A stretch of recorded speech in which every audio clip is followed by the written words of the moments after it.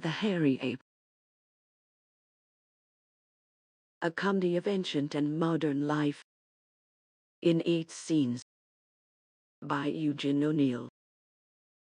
Scene: the fireman's forecastle of a transatlantic liner an hour after sailing from New York for the voyage across. Tiers of narrow steel bunks, 3 deep on all sides. An entrance in rear. Benches on the floor before the bunks. The room is crowded with men, shouting, cursing, laughing, singing a confused, inchoate uproar swelling into a sort of unity, a meaning the bewildered, furious, baffled defiance of a beast in a cage. Nearly all the men are drunk. Many bottles are passed from hand to hand. All are dressed in dungaree pants, heavy, ugly shoes. Some wear singlets, but the majority are stripped to the waist. The treatment of this scene or of any other scene in the play should by no means be naturalistic.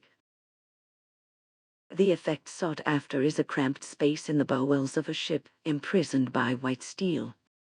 The lines of bunks, the uprights supporting them, cross each other like the steel framework of a cage. The ceiling crushes down upon the men's heads. They cannot stand upright. This accentuates the natural stooping posture which shoveling coal and the resultant overdevelopment of back and shoulder muscles have given them. The men themselves should resemble those pictures in which the appearance of Neanderthal men is guessed at. All are hairy-chested, with long arms of tremendous power, and low, receding brows above their small, fierce, resentful eyes. All the civilized white races are represented, but except for the slight differentiation in color of hair, skin, eyes, all these men are alike. The curtain rises on a tumult of sound. Yank is seated in the foreground. He seems broader, fiercer, more truculent, more powerful, more sure of himself than the rest. They respect his superior strength, the grudging respect of fear. Then, too, he represents to them a self-expression, the very last word in what they are, their most highly developed individual. Viva wet. Salut. Gesundheit. Drunk as a lord, God stiffen you. Here's how. Pass back that bottle, damn you. Pouring it down his neck. Oh, Froggy. Where the devil have you been? I hit him smash and yelp I got. Jenkins the first, he's a rotten swine. And the coppers nabbed him and I run. I like Pierre better. It don't pig head give you. A slut, I'm saying. She robbed me his lape. To hell with them all. You're a bloody liar. Say that again. A commotion. 2 men about to fight are pulled apart. No scrapping now. See who's the best man. Bloody Dutchman. Tonight on the Ford Square. I'll bet on Dutchy. He packed a wallop, I tell you. No fighting, mateys. We're all chums, ain't we? A voice starts bawling a song. Beer, beer, glorious beer. Fill yourselves right up to here. Yank, for the first time seeming to take notice of the uproar about him, turns around threateningly in a tone of contemptuous authority. Choke off that noise. Where do you get that beer stuff? Beer, hell. Beer's for goils and Dutchmen. Me for something with a kick to it. Give 'em a drink, one of yous guys. Several bottles are eagerly offered. He takes a tremendous gulp at one of them, then, keeping the bottle in his hand, glares belligerently at the owner, who hastens to acquiesce in this robbery by saying all right to Yank. Keep it and have another. Yank contemptuously turns his back on the crowd again. For a second there is an embarrassed silence.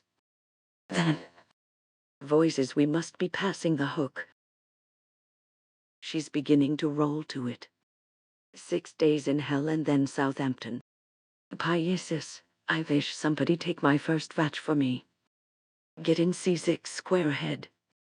Drink up and forget it. What's in your bottle? Gin. Dut's Neger drink. Absinthe. It's doped. You'll go off your chump, Froggy. Caution! Whiskey, that's the ticket. Where's Paddy? Going asleep. Sing us that whiskey song, Paddy. They all turned to an old, wizened Irishman who was dozing, very drunk, on the benches forward. His face is extremely monkey-like with all the sad, patient pathos of that animal in his small eyes. Sing a das song, Caruso Pat. He's getting old. The drink is too much for him. He's too drunk. Paddy, blinking about him, starts to his feet resentfully, swaying, holding on to the edge of a bunk. I'm never too drunk to sing. It is only when I'm dead to the world I'd be wishful to sing at all. With a sort of sad contempt. Ye want. A chanty ye want. Now that's a queer wish from the ugly like of you, God help you. But no matter. He starts to sing in a thin, nasal, doleful tone. Oh, whiskey is the life of man. Whiskey. Oh, Johnny. They all join in on this. Oh, whiskey is the life of man. Whiskey for my Johnny. Again chorus. Oh, whiskey drove my old man mad. Whiskey. Oh, Johnny. Oh, whiskey drove my old man mad. Whiskey for my Johnny. Yank again, turning around scornfully. Oh, hell. Nix on dat old sailing ship stuff. All dat bull's dead, see. And you're dead too, you damned old harp, only you don't know it. Take it easy, see. Give us a rest. Nix on de loud noise. With a cynical grin. Can't you see I'm trying to think? All repeating the word after him as one with same cynical amused mockery. Think! The chorused word has a brazen metallic quality as if their throats were phonograph horns. It is followed by a general uproar of hard, barking laughter. Voices don't be cracking your head with that yank. You get headed chipayaingo. One thing about it rhymes with drink. Drink, don't think. Drink, don't think. Drink, don't think. A whole chorus of voices has taken up this refrain, stamping on the floor, pounding on the benches with fists. Yank taking a gulp from his bottle good-naturedly. All right. Candy noise. I got ya the first time. The uproar subsides. A very drunken, sentimental tenor begins to sing. Far away in Canada, far across the sea, there's a lass who fondly waits, making a home for me. Yank fiercely contemptuous. Shut up, you lousy boob. Where do you get that tripe? Home. Home, hell. I'll make a home for you. I'll knock you dead. Home. Hell with home. Where do you get that tripe? This is home, see. What do you want with home? Proudly. I runned away from mine when I was a kid. Only too glad to beat it, that was me. Home was lickings for me, that's all. But you can bet your short noon ain't never licked me since. Want to try it, any of yous? Huh? I guess not. In a more placated, but still contemptuous tone. Goal's waiting for ya, huh?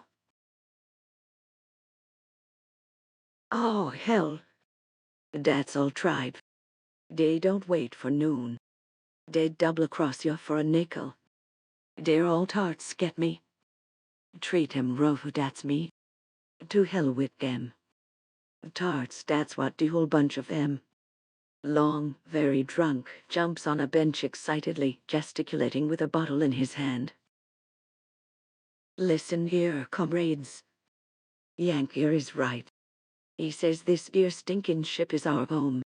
And he says his home is hell. And he's right. This is hell. We lives in hell, comrades, and right enough we'll die in it. Ragging.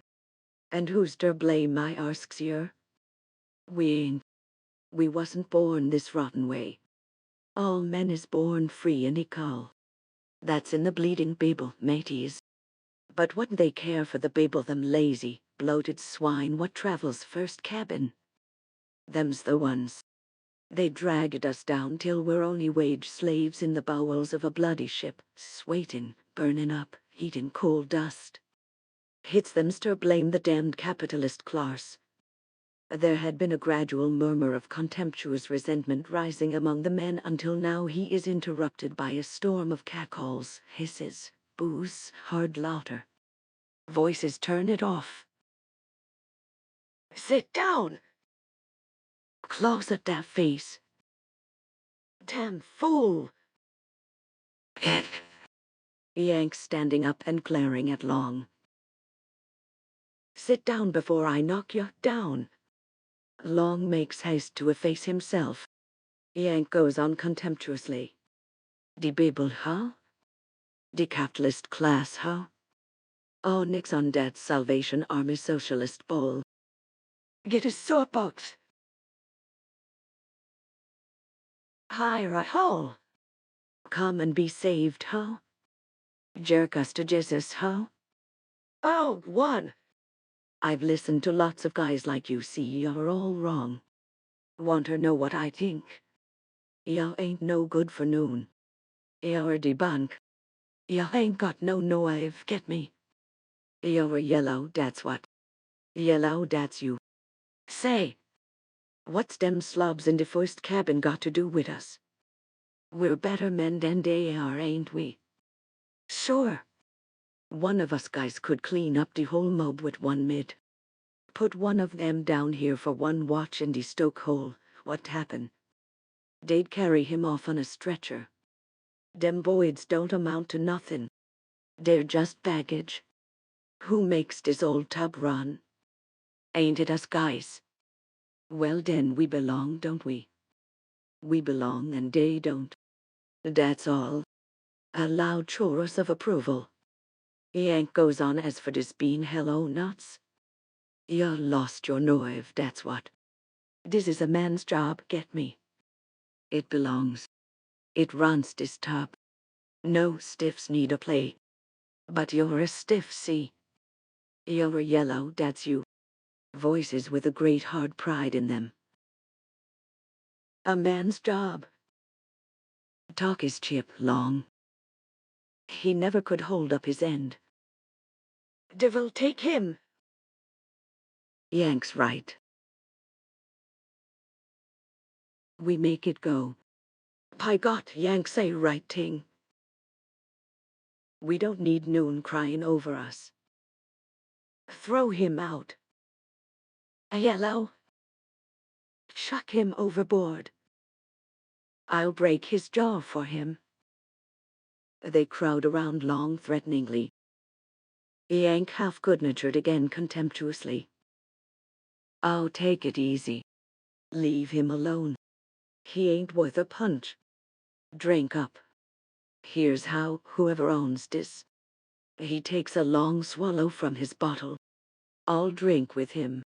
In a flash all is hilarious amiability again, backslapping, loud talk.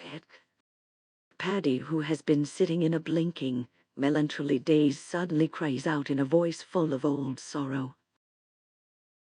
We belong to this, you're saying? We make the ship to go, you're saying?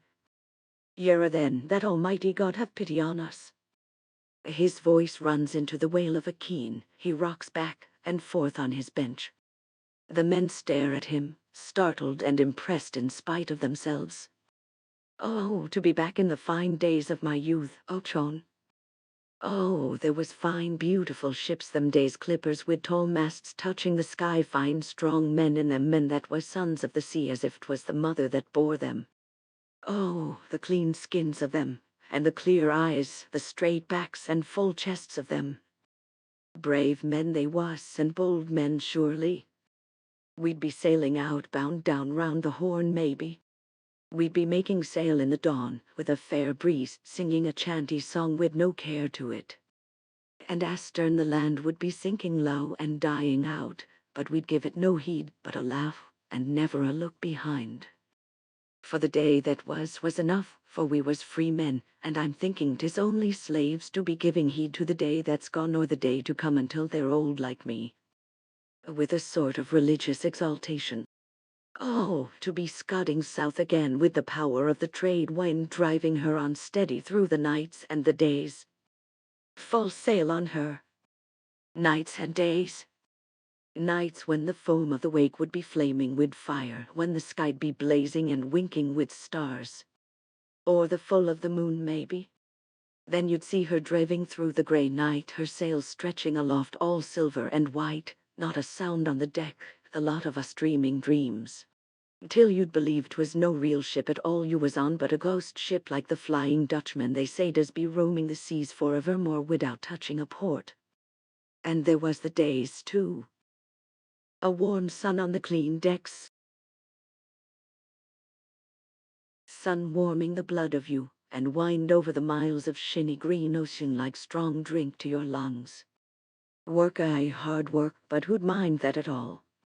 Sure, you worked under the sky, and 'twas work with skill and daring to it. And with the day done in the dug watch, smoking me pipe at ease, the lookout would be raising land maybe, and we'd see the mountains of South America with the red fire of the setting sun painting their white tops and the clouds fluting by them. His tone of exaltation ceases. He goes on mournfully. Yera, what's the use of talking? It is a dead man's whisper. To Yank resentfully. It was them days men belonged to ships, not now. It was them days a ship was part of the sea, and a man was part of a ship, and the sea joined all together and made it one. Scornfully. Is it one with this you'd be? Yank black smoke from the funnels smudging the sea, smudging the decks, the bloody engines pounding, and throbbing, and shaking with devil a sight of sun or a breath of clean air choking our lungs with coal dust, breaking our backs and hearts in the hell of the stokehold, feeding the bloody furnace, feeding our lives along with the coal. I'm thinking caged in by steel from a sight of the sky like bloody apes in the zoo. With a harsh laugh. Ho, devil mend you. Is it to belong to that you're wishing? Is it a flesh and blood wheel of the engines you'd be? Yank, who has been listening with a contemptuous sneer, barks out the answer. Sure ting. That's me. What about it? Paddy, as if to himself with great sorrow. Me time is past due. That a great wave with sun in the heart of it may sweep me over the side sometime. I'd be dreaming of the days that's gone. Yank, oh, you're crazy, Mick. He springs to his feet and advances on Paddy threateningly, then stops, fighting some queer struggle within himself, lets his hands fall to his sides contemptuously. Oh, take it easy. You're all right at that. You're bugs, that's all nutty as a cuckoo. All that tripe you've been pulling, oh, that's all right. Only it's dead, get me? Ya don't belong no more, see? Ya don't get the stuff. You're too old. Disgustedly. But oh say, come up for a once in a while, can't you? See what's happened since you croaked. He suddenly bursts forth vehemently, growing more and more excited. Say. Sure. Sure I meant it. What the hell say, lem talk? Hey. Hey, you old harp. Hey, yous guys. Say, listen to me, wait a moment, I gotta talk, see. I belong and he don't. He's dead, but I'm living. Listen to me. Sure I'm part of the engines. Why the hell not? They move, don't they? They're speed, ain't they? They smash through, don't they? 25 knots a hour. That's going some. That's new stuff. That belongs. But him, he's too old. He gets dizzy. Say, listen.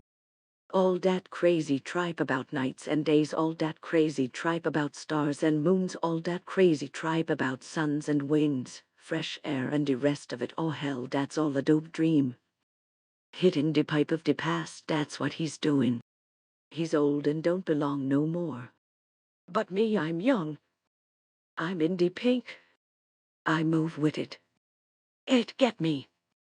I mean the thing that's the guts of all this. It plows through all the tripe he's been saying.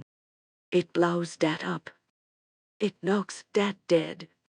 It slams that off in the face of the earth. It get me. The engines and the coal and the smoke and all the rest of it. He can't breathe and swallow coal dust, but I can see.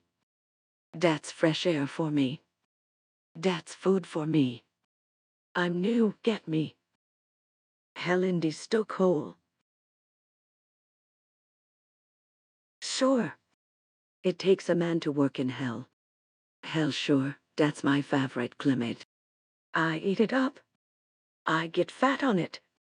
It's me makes it hot. It's me makes it roar. It's me makes it move.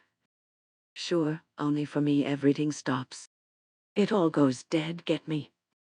The noise and smoke and all the engines moving the world, they stop. There ain't nothing no more. That's what I'm saying. Everything else that makes the world move, something makes it move. It can't move without something else, see? Then you'll get down to me. I'm at the bottom, get me. There ain't nothing further. I'm the end. I'm the start. I start something and the world moves. That's me. The new that's moider in the old.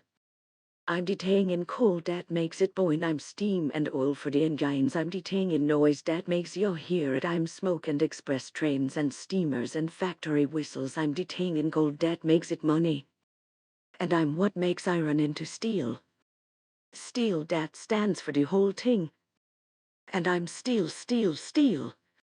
I'm the muscles in steel, the punch behind it. As he says this, he pounds with his fist against the steel bunks. All the men, roused to a pitch of frenzied self-glorification by his speech, do likewise. There is a deafening metallic roar, through which Yank's voice can be heard bellowing, "Slaves, hell! We run the whole works. All the rich guys that think they're something, they ain't nothing. They don't belong. But us guys, we're in the move, we're at the bottom, the whole thing is us." Paddy from the start of Yank's speech has been taking one gulp after another from his bottle, at first frightenedly, as if he were afraid to listen, then desperately, as if to drown his senses. But finally has achieved complete indifferent, even amused, drunkenness. Yank sees his lips moving. He quells the uproar with a shout. "Hey, yous guys, take it easy. Wait a moment." The nutty harp is saying something. Paddy is heard now, throws his head back with a mocking burst of laughter. "Ho ho ho ho ho!" Yank drawing back his fist with a snarl. "Ow! Look out who you're giving the bark." Paddy begins to sing the Muller of D with enormous good nature. "I care for nobody, no, not I, and nobody cares for me." Yank, good-natured himself in a flash, interrupts Paddy with a slap on the bare back like a report. "That's the stuff. Now you're getting wise to something. Care for nobody, that's the dope. To hell with them all. And nix on nobody else caring. I can care for myself, get me."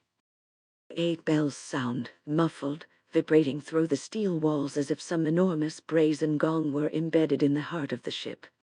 All the men jump up mechanically, file through the door, silently close upon each other's heels in what is very like a prisoner's lockstep. Yank slaps Paddy on the back. "Our watch, you old harp." Mockingly. "Come on down in hell. Eat up the coal dust. Drink in the hate. It's it, see. Act like you liked it, you better or croak yourself." Paddy with jovial defiance. To the devil with it. I'll not report this watch. Let them log me and be damned. I'm no slave the like of you. I'll be sitting here at me ease and drinking and thinking and dreaming dreams. Yank contemptuously. Tinkin' and dreamin', what'll that get you? What's tinkin' got to do with it? We move, don't we? Speed, ain't it? Fog, that's all you stand for. But we drive tro dat, don't we? We split dat up and smash tro 25 knots a whore. Turns his back on Paddy scornfully. Oh, you make me sick. You don't belong. He strides out the door in rear. Paddy hums to himself, blinking drowsily. Curtain. Sin 2 days out. A section of the promenade deck. Mildred Douglas and her aunt are discovered reclining in deck chairs. The former is a girl of 20, slender, delicate, with a pale, pretty face marred by a self-conscious expression of disdainful superiority. She looks fretful, nervous, and discontented, bored by her own anemia. Her aunt is a pompous and proud and fat old lady. She is a type even to the point of a double chin and lorgnettes. She is dressed pretentiously, as if afraid her face alone would never indicate her position in life. Mildred is dressed all in white. The impression to be conveyed by this scene is one of the beautiful, vivid life of the sea, all about sunshine on the deck in a great flood, the fresh sea wind blowing across it.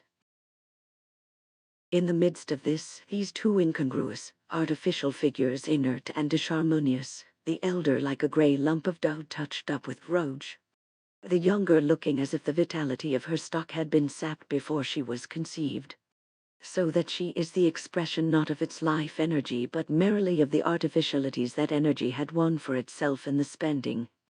Mildred looking up with affected dreaminess. How the black smoke swirls back against the sky. Is it not beautiful? Aunt without looking up. I dislike smoke of any kind. Mildred, my great-grandmother, smoked a pipe, a clay pipe. Aunt ruffling. Vulgar!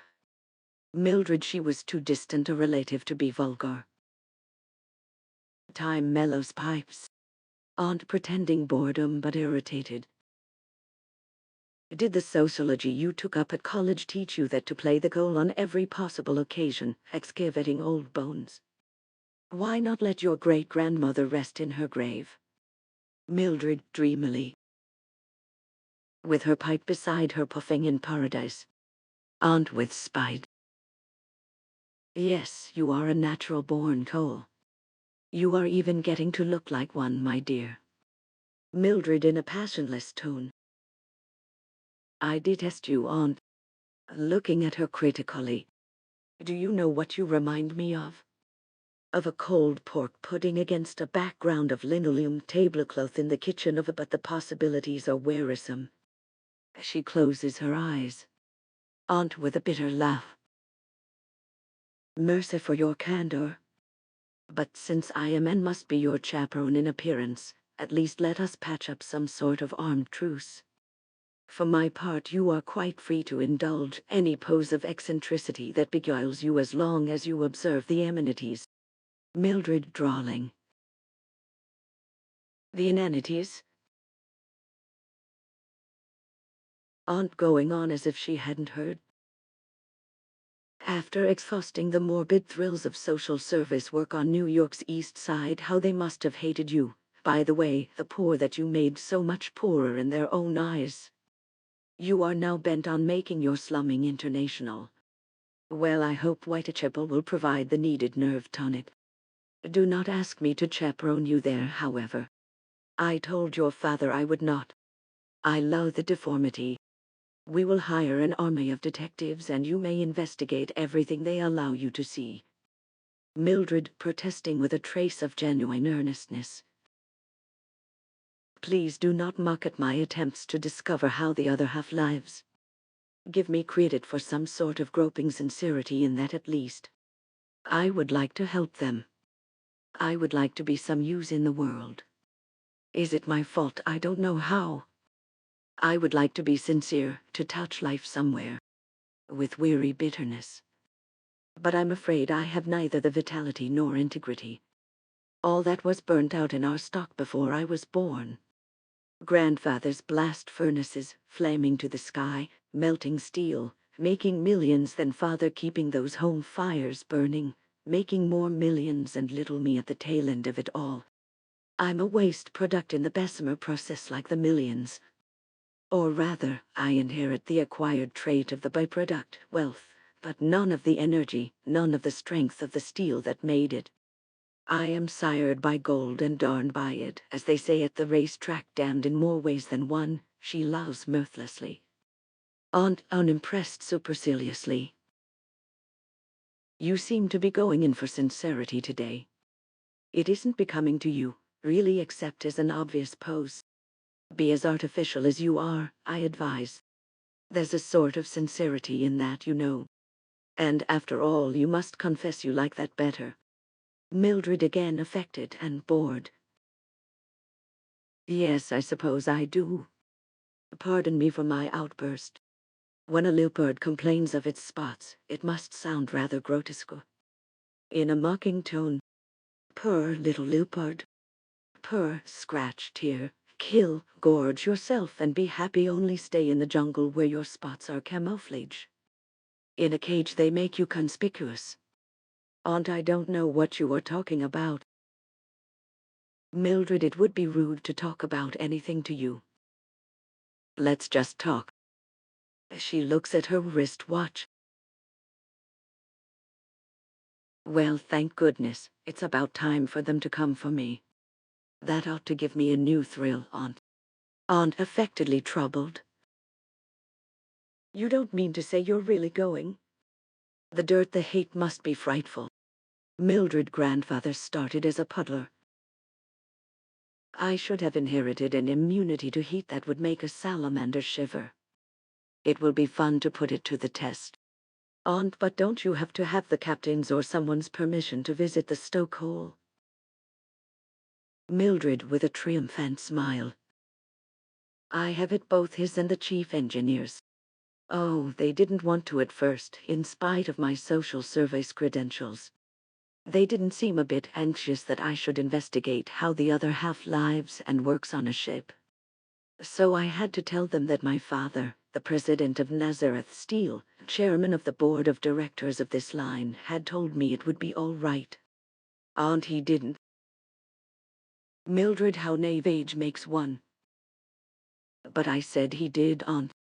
I even said he had given me a letter to them which I had lost. And they were afraid to take the chance that I might be lying. Excitedly. So it's ho. For the stoke hole. The second engineer is to escort me. Looking at her watch again. It's time. And here he comes, I think. The second engineer enters. He is a husky, fine-looking man of 35 or so.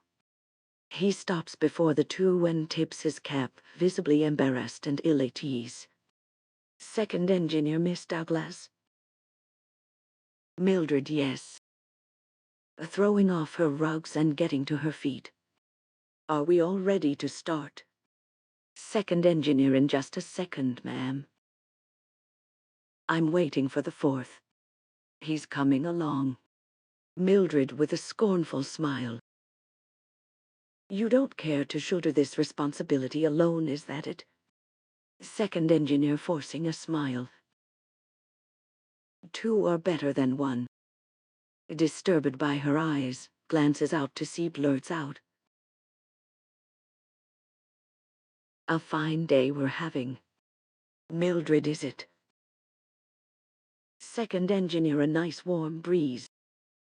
Mildred, it feels cold to me. Second engineer, but it's hot enough in the sun. Mildred, not hot enough for me. I don't like nature. I was never athletic. Second engineer forcing a smile. Well, you'll find it hot enough where you're going. Mildred, do you mean hell? Second engineer, flabbergasted, decides to laugh. How? No, I mean the stoke hole. Mildred, my grandfather was a puddler. He played with boiling steel. Second engineer, all at sea uneasily. Is that so? You'll excuse me, ma'am, but are you intending to wear that dress? Mildred, why not?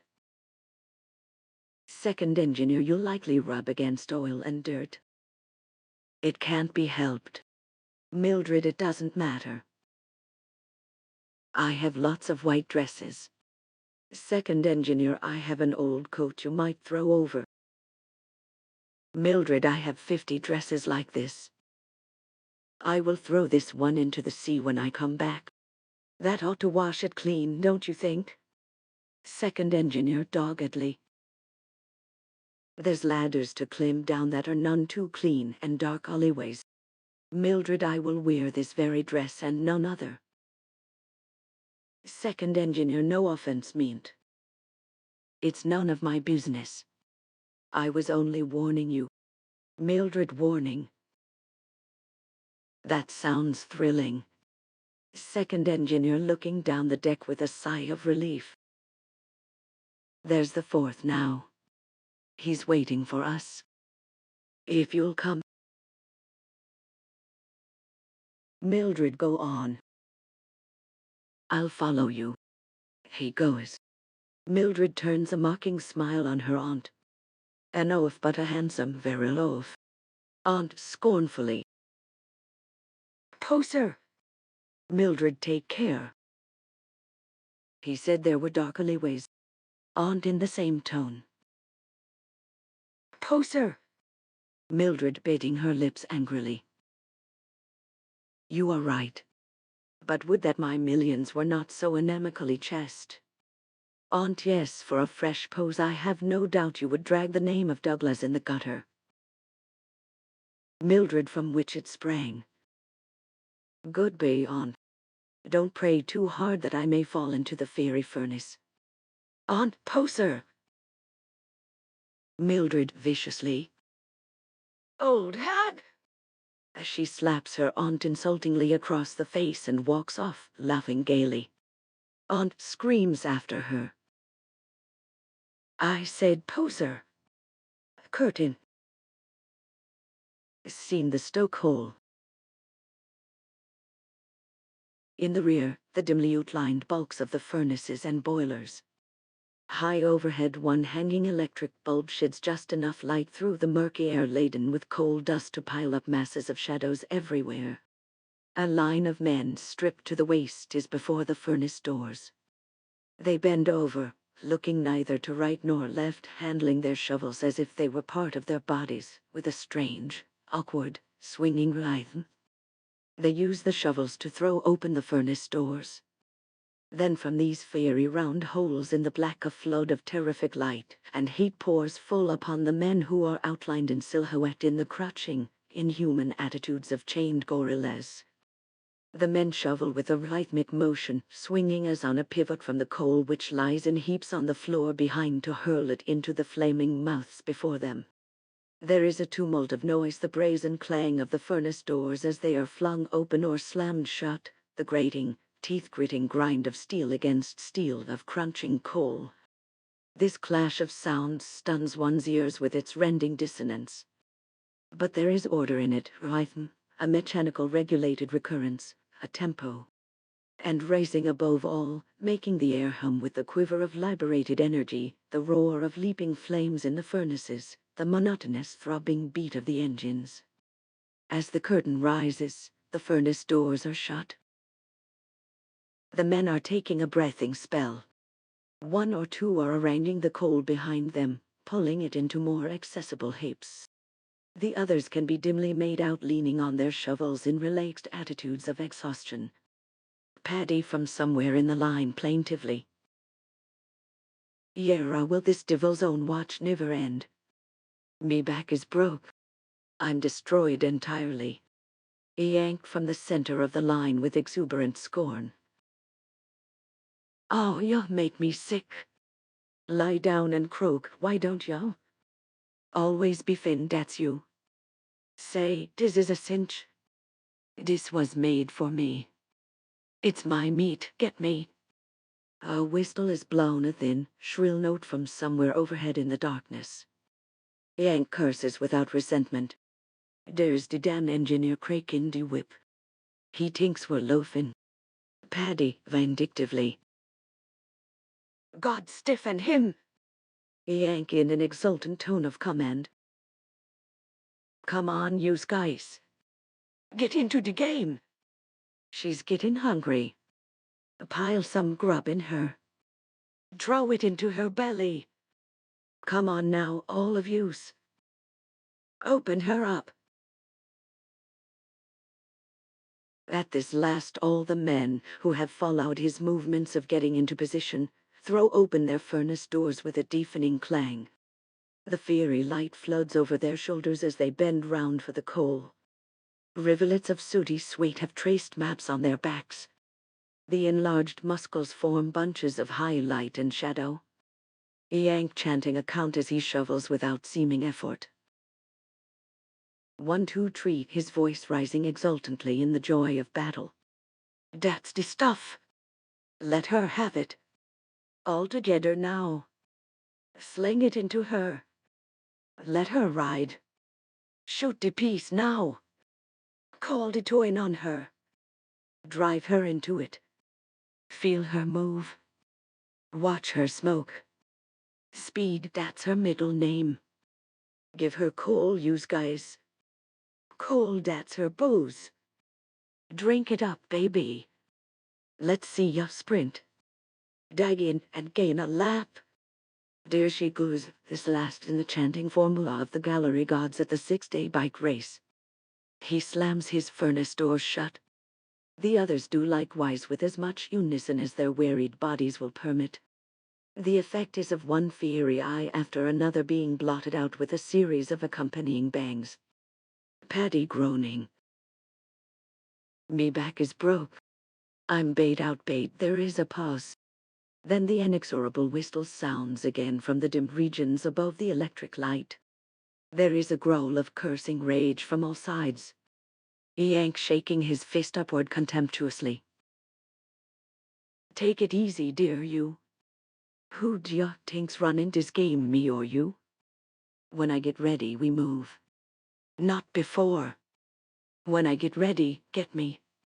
Voices approvingly. That's the stuff. Yank tell him, by golly. Yank ain't afeard. Give him hell. Tell him he's a bloody swine. Bloody slave driver. Yank contemptuously. He ain't got no nerve. He's yellow, get me? All the engineers is yellow. They got streaks a mile wide. Oh, to hell with him.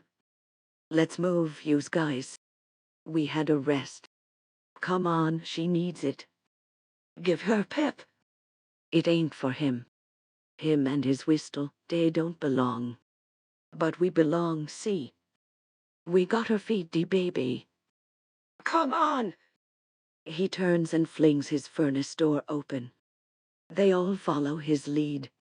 At this instant the 2nd and 4th engineers enter from the darkness on the left with Mildred between them.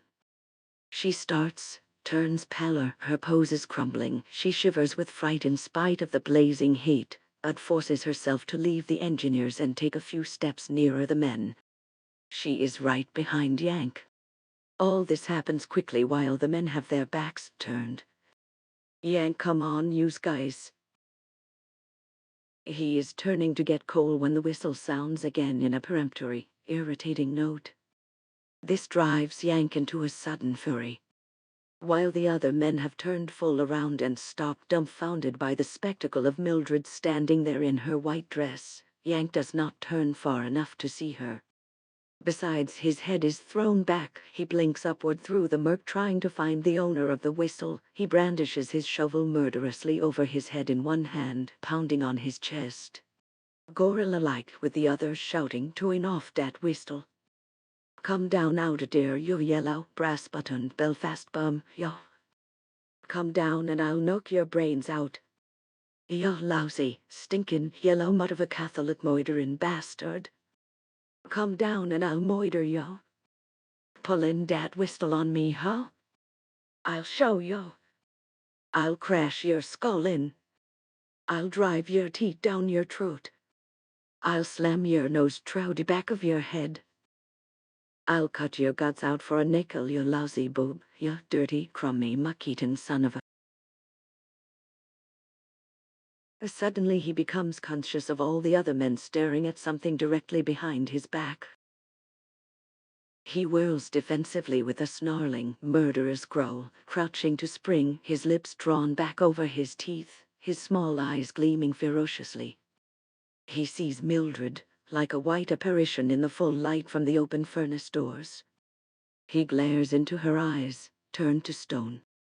As for her, during his speech she has listened, paralyzed with horror, terror, her whole personality crushed, beaten in, collapsed by the terrific impact of this unknown, abysmal brutality, naked and shameless. As she looks at his gorilla face as his eyes bore into hers, she utters a low, choking cry and shrinks away from him, putting both hands up before her eyes to shut out the sight of his face, to protect her own. This startles Yank to a reaction. His mouth falls open, his eyes grow bewildered. Mildred about to faint to the engineers, who now have her one by each arm whimperingly. Take me away. Oh, the filthy beast. She faints. They carry her quickly back, disappearing in the darkness at the left rear. An iron door clangs shut. Rage and bewildered fury rush back on Yank. He feels himself insulted in some unknown fashion in the very heart of his pride. He roars, "God damn you!"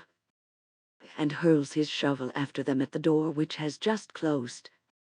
It hits the steel bulkhead with a clang and falls clattering on the steel floor. From overhead the whistle sounds again in a long, angry, insistent command.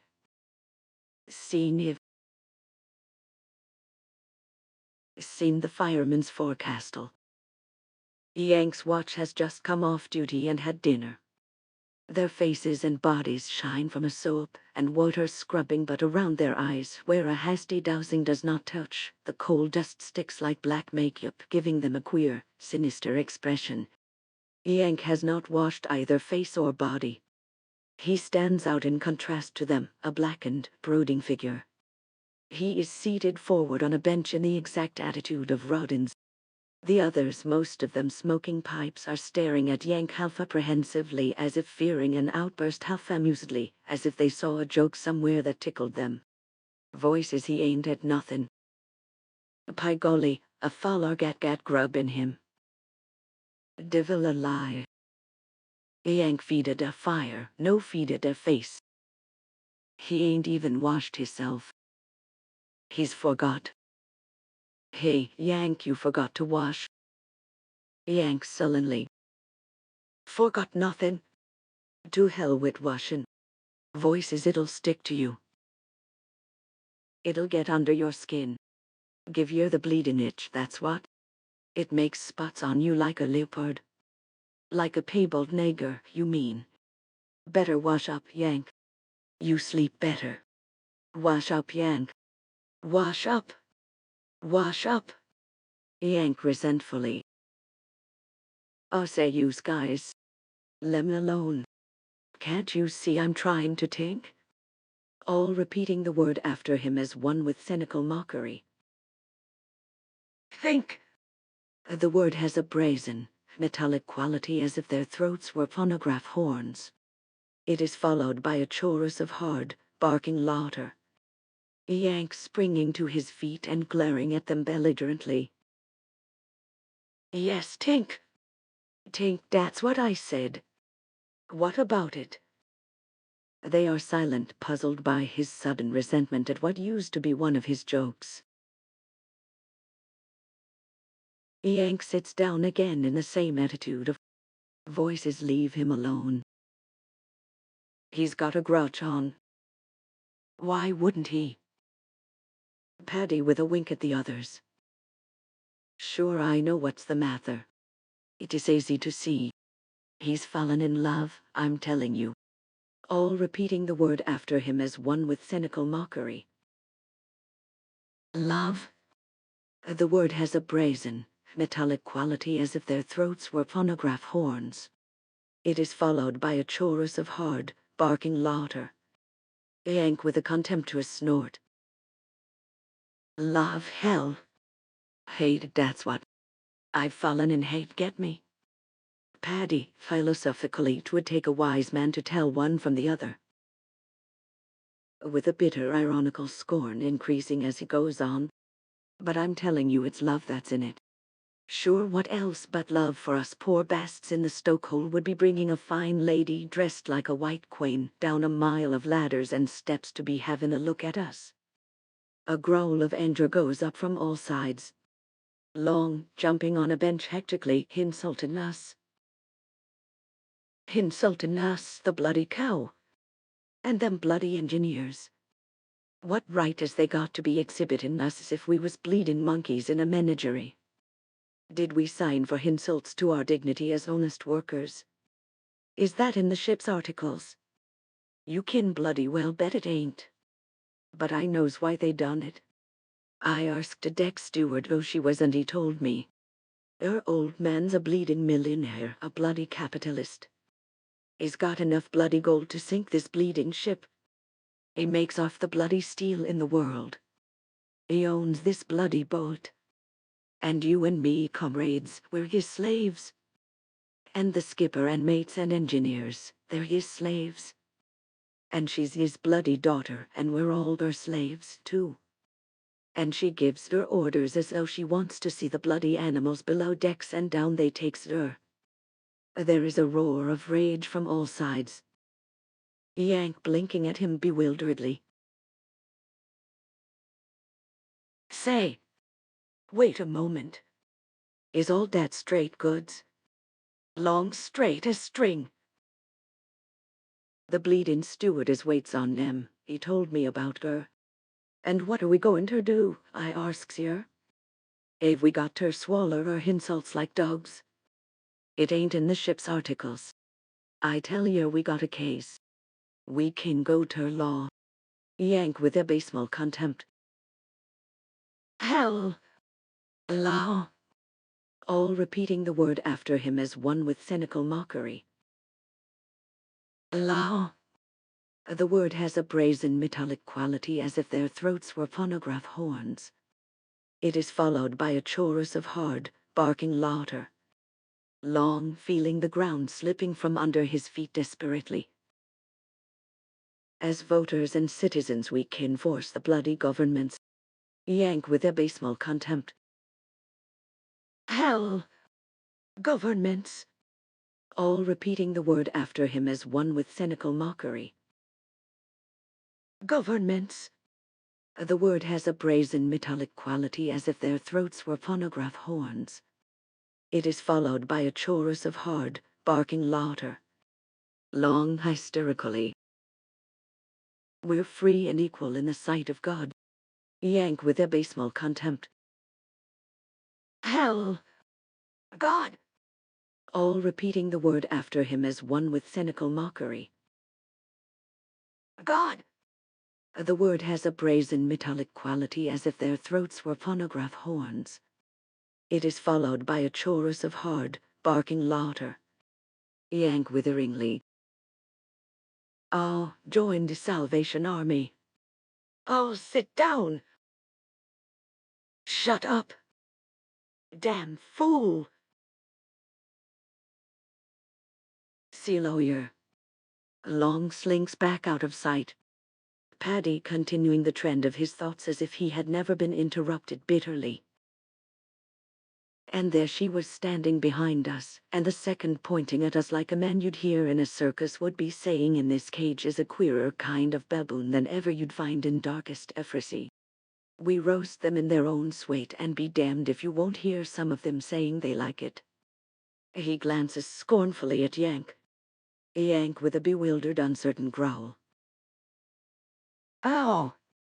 Paddy, and there was Yank roaring curses and turning round with his shovel to brain her, and she looked at him, and him at her. Yank slowly. She was all white. I thought she was a ghost. Sure. Paddy with heavy, biting sarcasm. It was love at first sight, divil a doubt of it. If you'd seen the endearing look on her pale mug when she shrivelled away with her hands over her eyes to shut out the sight of him. Sure, 'twas as if she'd seen a great hairy ape escaped from the zoo. Yank stung with a growl of rage. Ow! Paddy, and the loving way Yank heaved his shovel at the skull of her, only she was out the door. A grin breaking over his face. It was touching, I'm telling you. It put the touch of home, swayed home in the stoke hole. There is a roar of laughter from all. Yank glaring at Paddy menacingly. Oh, choke dat off, see. Paddy not heeding him to the others. And her grabbing at the second's arm for protection, with a grotesque imitation of a woman's voice. Kiss me, engineer dear, for it's dark down here and me old man's in Wall Street making money. Hug me tight, darlin', for I'm afeard in the dark and me mother's on deck making eyes at the skipper. Another roar of laughter. Yank threateningly. Say, what you trying to do, kid me, you old harp? Paddy devil a bit. Ain't I wishing myself you'd brained her? Yank fiercely. I'll brain her. I'll brain her yet, wait and see. Coming over to Paddy slowly. Say, is that what she called me, a hairy ape? Paddy, she looked at you if she didn't say the word itself. Yank grinning horribly. Hairy ape, huh? Sure. That's the way she looked at me, all right. Hairy ape. So that's me, huh? Bursting into rage as if she were still in front of him. Ya skinny tart. Ya white-faced bum, ya. I'll show ya who's ape. Turning to the others, bewilderment seizing him again. Say, yous guys. I was bawling him out for pulling the whistle on us. You heard me. And then I seen yous looking at somepin, and I thought he'd sneak down to come up in back of me, and I hopped round to knock him dead with the shovel. And there she was with the light on her. Trist, ya could have pushed me over with a finger. I was scared, get me? Sure. I thought she was a ghost, see. She was all in white like they wrap-around stiffs. You seen her. Can you blame me? She didn't belong, that's what. And then when I come to and seen it was a real scoit and seen the way she was looking at me like Paddy said Trist, I was sore, get me? I don't stand for that stuff from nobody. And I flung the shovel only she'd beat it. Furiously. I wished it banged her. I wished it knocked her block off. Long and be aged for murder or electrocuted. She ain't bleeding well worth it. Yank, I don't give a damn what. I'd be square with her, wouldn't I?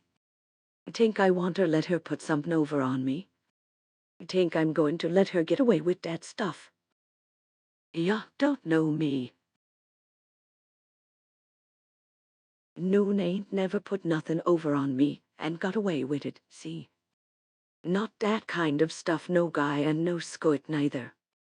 I'll fix her. Maybe she'll come down again. Voice no chance, Yank.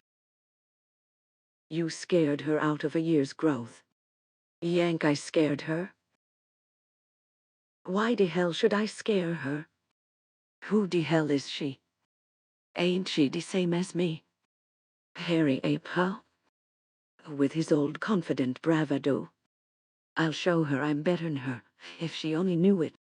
I belong and she don't see. I move and she's dead. 25 notes a whore, that's me. Dat carries her, but I make dat. She's only baggage. Sure. again bewilderedly. But Trist, she was funny looking. Did you pipe her hands? White and skinny. You could see the bones through 'em. And her mush, that was dead white too. And her eyes, they was like they'd seen a ghost. Me, that was. Sure. Hairy Ape. Ghost, huh? Look at that arm. He extends his right arm, swelling out the great muscles. I coulda took her with that, with just my little finger even, and broke her in two. Again bewilderedly. Say, who is that scoit, huh? What is she? What's she come from? Who made her? Who give her the nerve to look at me like that? This thing's got my goat right. I don't get her. She's new to me. What does a scoit like her mean, huh? She don't belong, get me. I can't see her. With growing anger. But one thing I'm wise to, all right, all right. Yous all can bet your shoits I'll get even with her. I'll show her if she thinks she grinds the organ and I'm on the string, huh? I'll fix her. Let her come down again, and I'll fling her in the furnace. She'll move then. She won't shiver at nothing then. Speed, that'll be her. She'll belong then. He grins horribly. Paddy, she'll never come. She's had her belly full, I'm telling you. She'll be in bed now, I'm thinking, with 10 doctors and nurses feeding her salts to clean the fear out of her. Yank enraged. Ya think I made her sick too, do ya? Just looking at me, huh? Hairy Ape, huh? In a frenzy of rage. I'll fix her. I'll tell her where to get off. She'll get down on her knees and take it back, or I'll bust the face off in her.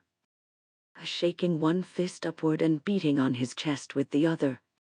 I'll find yo. I'm coming, do you hear? I'll fix ya, goddamn ya. He makes a rush for the door. Voices stop him. He'll get shot. He'll murder her. Hold him! He's gone crazy. God, he's strong. Hold him down.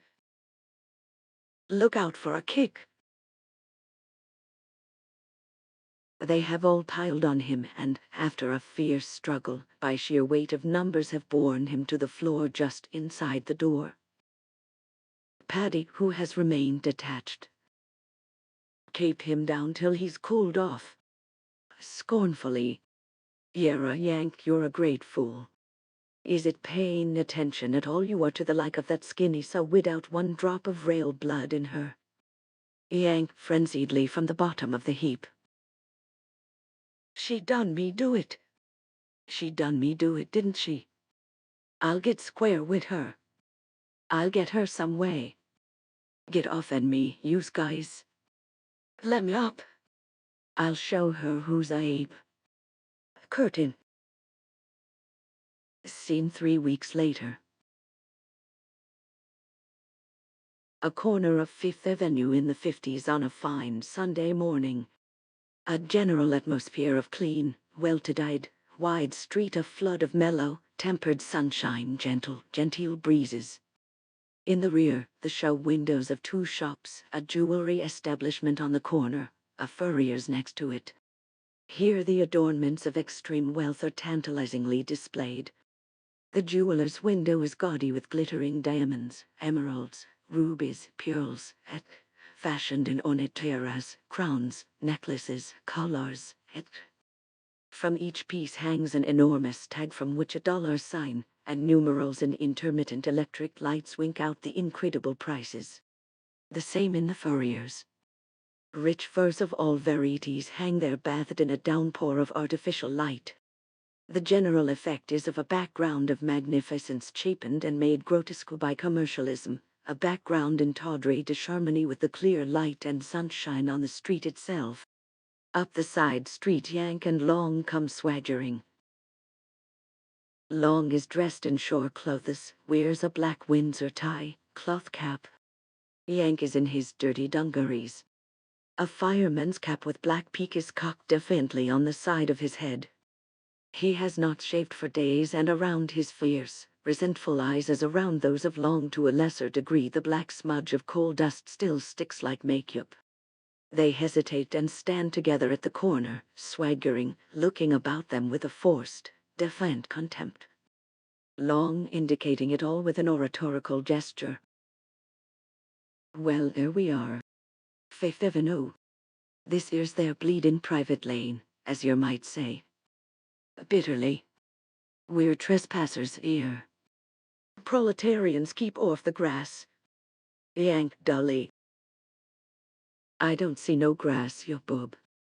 Staring at the sidewalk. Clean-handed. You could eat a fried egg off'n it.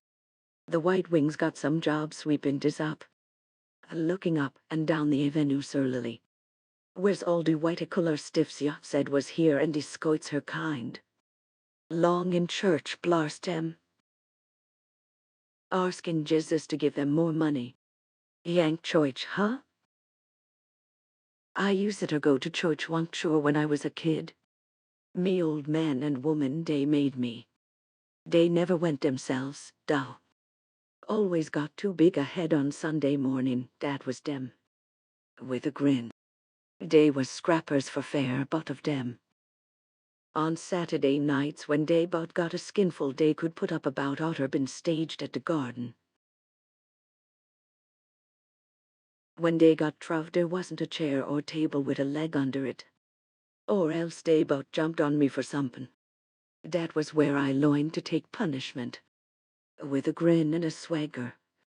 I'm a chip off'n the old block, get me? Long did your old man follow the sea? Yank now. Worked along shore. I runned away when me old lady croaked with the trimmin's.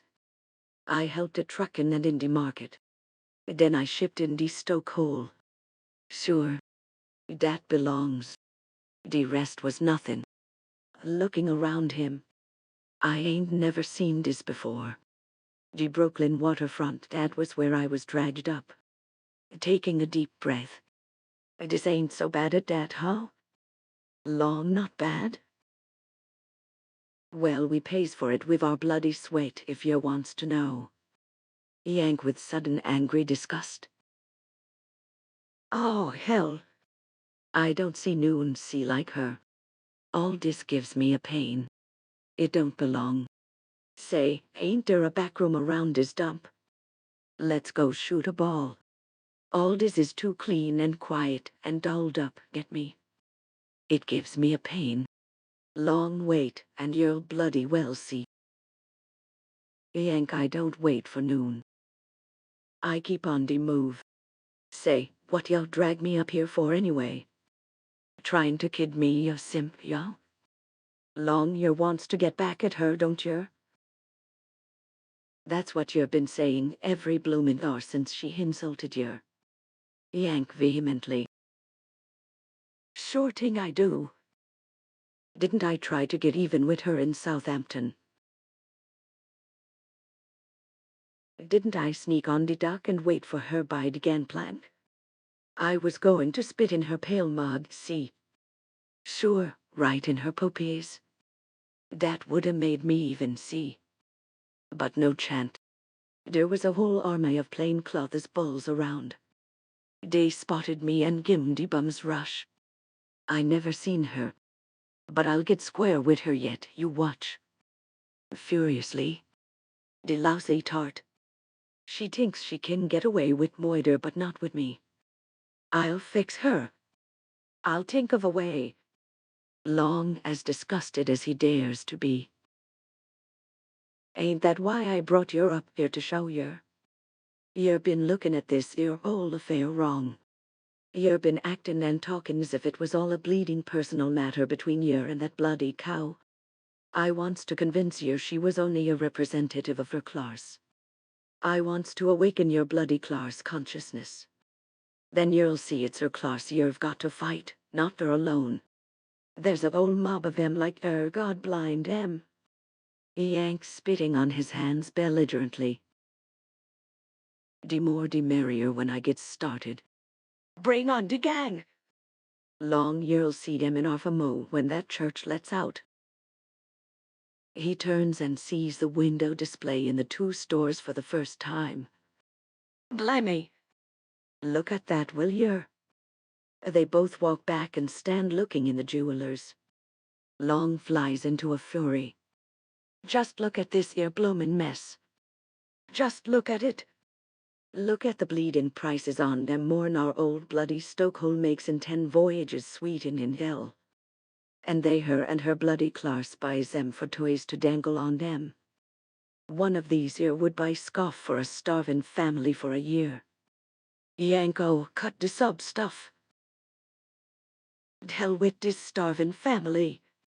He'll be passin' de hat to me next. With naive admiration. Say, dem things is pretty, huh? Bet you did huck for a piece of change, all right. Then turning away, bored. But, oh hell, what good are they? Let her have them. They don't belong no more'n she does. With a gesture of sweeping the jewelers into oblivion. All dat don't count, get me. Long, who has moved to the furriers indignantly.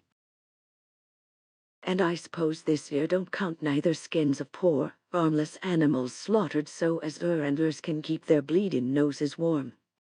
Yank, who has been staring at something inside with queer excitement. Take a slant at that. Give it de once over. Monkey for $2,000. Bewilderedly. Is that straight goods monkey fur? What the hell? Long bitterly. It's straight enough. With grim humor. They wouldn't bloody well pay that for a hairy ape skin, no, nor for the old living ape with all his head, and body, and soul thrown in.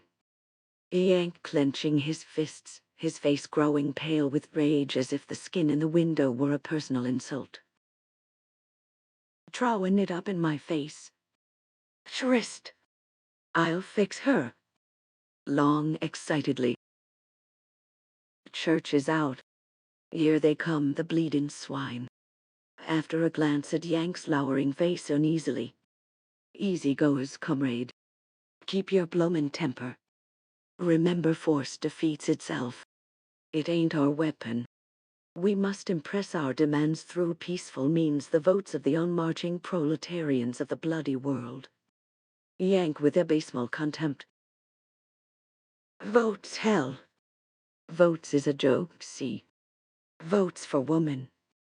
Let them do it. Long still more uneasily. Calm now. Treat them with the proper contempt. Observe the bleeding parasites, but hold your horses. Yank angrily. Get away from me. You're yellow, that's what. Force, that's me. The punch, that's me every time, see. The crowd from church enter from the right, sauntering slowly and affectedly, their heads held stiffly up, looking neither to right nor left, talking in toneless, simpering voices. The women are rouged, calcimined, dyed, overdressed to the nth degree. The men are in Prince Albert's high hats, spats, canes, and a procession of gaudy marionettes, yet with something of the relentless horror of Frankenstein's in their detached, mechanical unawareness. Voices dear Dr. Caiaphas. He is so sincere. What was the sermon? I dozed off. About the radicals, my dear, and the false doctrines that are being preached. We must organize 100% American Bazaar. And let everyone contribute 100% of their income tax. What an original idea. We can devote the proceeds to rehabilitating the veil of the temple. But that has been done so many times.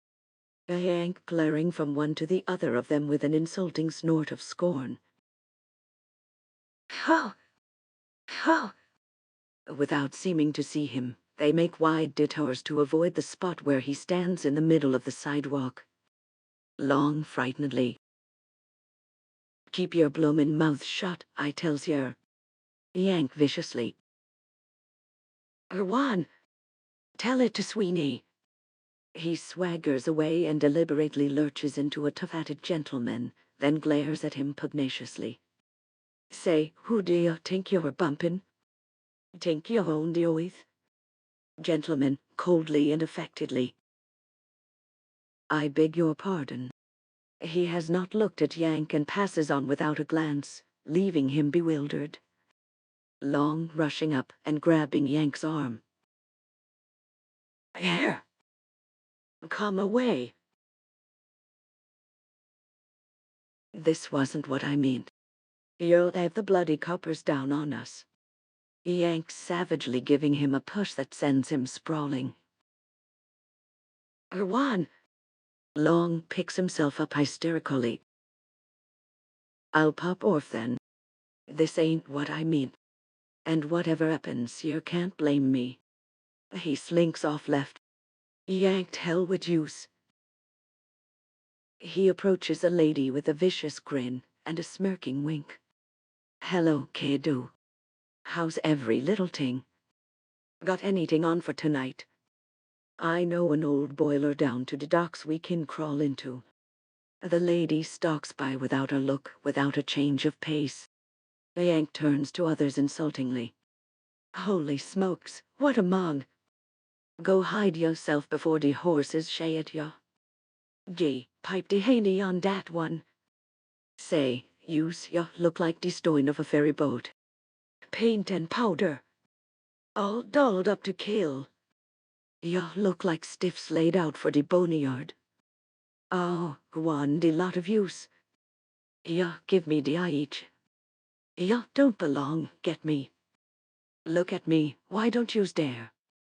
I belong, that's me. Pointing to a skyscraper across the street which is in process of construction with bravado. See that building going up, dear? See the steel work? Steel, that's me.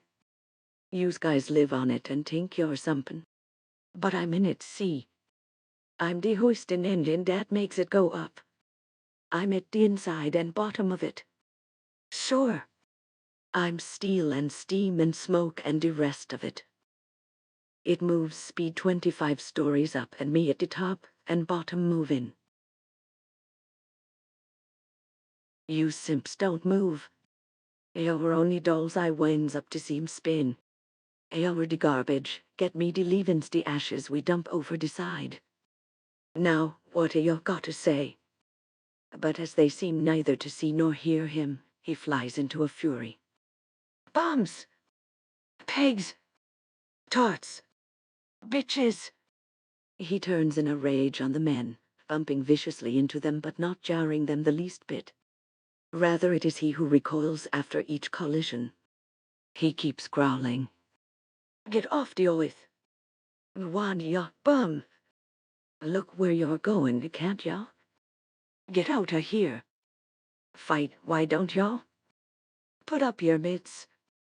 Don't be a dog. Fight or I'll knock you dead. But, without seeming to see him, they all answer with mechanical affected politeness, I beg your pardon.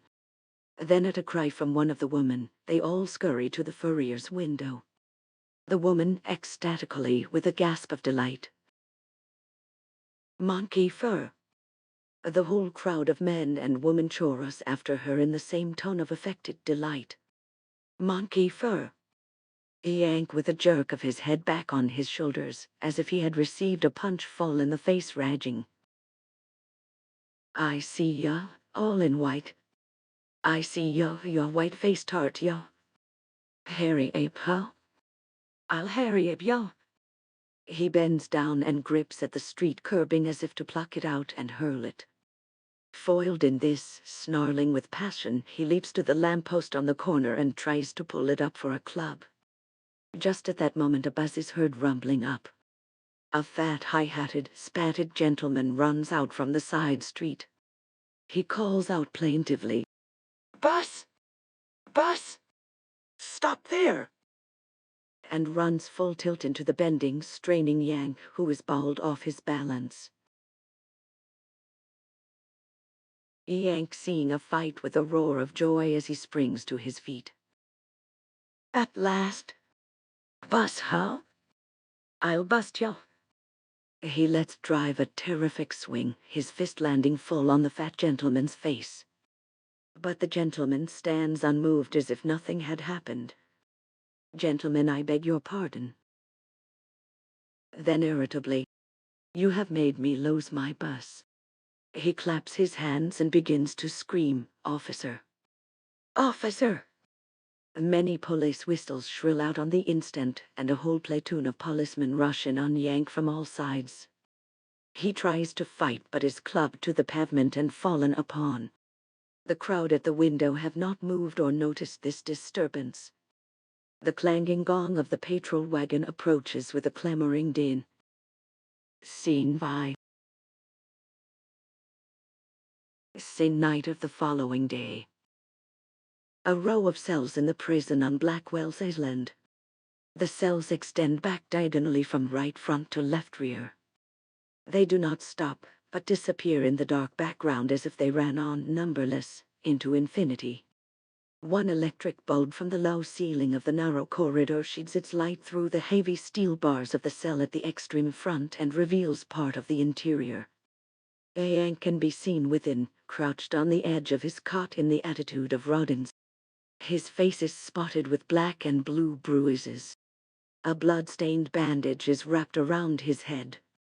Yank, suddenly starting as if awakening from a dream, reaches out and shakes the bars aloud to himself, wonderingly. Steel. This is the zoo, huh? A burst of hard, barking laughter comes from the unseen occupants of the cells, runs back down the tier, and abruptly ceases. Voices mockingly. The zoo. That's a new name for this coop, a damn good name. Steel, eh? You said a mouthful. This is the old iron house. Who is that boob talking? He's the bloke they brung in out of his head. The bulls had beat him up fierce. Yank dully. I must have been dreaming. I thought I was in a cage at the zoo, but the apes don't talk, do they? Voices with mocking laughter. You're in a cage, all right. A pen. A stay. A kennel. A hard louder, a pause. Say, guy. Who are you? No, never mind lying. What are you? Yes, tell us your sad story. What's your game? What did they jug you for? Yank dully. I was a fireman stoking on D-liners. Then with sudden rage, rattling his cell bars. I'm a hairy ape, get me? And I'll bust yous all in de jaw if you don't lay off kidding me. Voices, huh? You're a hard-boiled duck, ain't you? When you spit, it bounces. Laughter. Oh, can it? He's a regular guy. Ain't you? What did he say he was a ape? Yank defiantly. Sure thing. Ain't that what yous all are, apes? A silence. Then a furious rattling of bars from down the corridor. A voice thick with rage. I'll show you who's a ape, you bum. Voices. Nix. Candy noise. You'll have the guard down on us. Yank scornfully. The guard. You mean the keeper, don't you? Angry exclamations from all the cells. Voice placatingly. Oh, don't pay no attention to him. He's off his nut from the beating up he got. Say, you guy. We're waiting to hear what they landed you for, ain't ya telling? Yank, sure, I'll tell you. Sure. Why the hell not? Only yous won't get me. Nobody gets me but me, see? I started to tell the judge, and all he says was, 30 days to think it over. Think it over. Trist, that's all I've been doing for weeks. After a pause. I was trying to get even with someone, see? Someone dat done me do it. Voices cynically. The old stuff, I bet. You're goil, huh? Give you the double cross, huh? That's them every time. Did you beat up the other guy? Yank disgustedly. Oh, you're all wrong. Sure, there was a scoit in it, but not what yous mean. Not that old tripe. This was a new kind of scoit. She was dolled up all in white in the stoke hole. I thought she was a ghost. Sure. A pus. Voices whispering. Gee, he's still nutty. Let him rave. It's fun listening.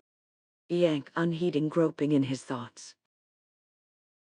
Her hands day was skinny and white like day wasn't real but painted on somepin.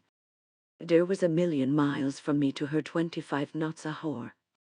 She was like some dead thing the cat brung in. Sure, that's what. She didn't belong. She belonged in the window of a toy store or on the top of a garbage can, see? Sure. He breaks out angrily. But would you believe it, she had the nerve to do it. She lamped me like she was seeing something broke loose from the menagerie. Trist, your daughter seen her eyes. He rattles the bars of his cell furiously. But I'll get back at her yet, you watch. And if I can't find her, I'll take it out on the gang she runs with. I'm wise to where they hangs out now. I'll show her who belongs. I'll show her who's in the move and who ain't. You watch my smoke. Voice is serious and joking. That's the talking. Take her for all she's got. What was this dame anyway? Who was she? Yank, I dunno. First cabin stiff. Her old man's a millionaire. They say's name of Douglas. Voice is Douglas. That's the president of the Steel Trust, I bet. Sure. I seen his mug in the papers. He's filthy with duff. Voice, hey, feller, take a tip from me. If you want to get back at that dame, you better join the Wobblies. You'll get some action then. Yank Wobblies? What the hell's that? Voice, ain't you ever heard of the IOU? Yank now. What is it? Voice, a gang of blokes, a tough gang. I been reading about them today in the paper. The guard give me the Sunday Times. There's a long spiel about 'em. It's from a speech made in the Senate by a guy named Senator Queen. He is in the cell next to Yanks. There is a rustling of paper. Wait till I see if I got light enough and I'll read you. Listen. He reads.